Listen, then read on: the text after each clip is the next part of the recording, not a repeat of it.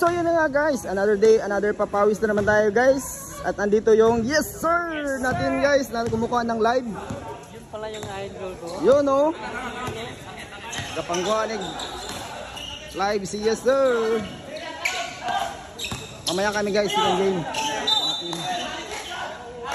Yun o. Next game kami.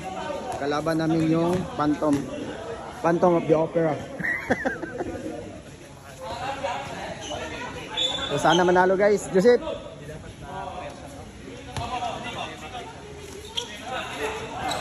Mga ganyan lang. Coach, si Hector coach.